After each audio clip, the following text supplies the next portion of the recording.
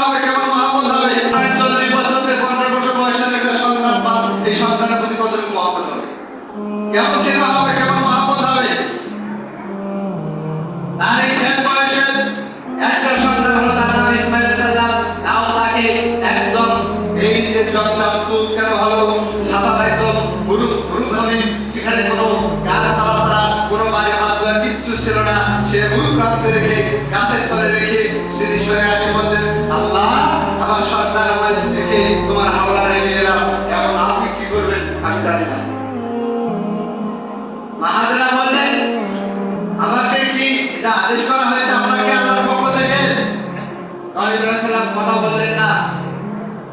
না বলে চলে অনেক দূরে এসে দোয়া করলেন এই বাচ্চা মরুপ্রান্তের মানুষের মায়ের কাছে ছোট থেকে সাধারণ বলেন কুরবানি করার সহযোগিতা বলেন যখন বুঝে ইসলাম সব ভাষা সব কথাবার্তা সবকিছু বোঝেন এবং বয়স হতে কত বছর বয়স লাগে অন্তত 7 বছর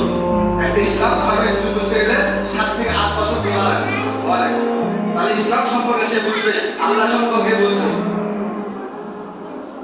এই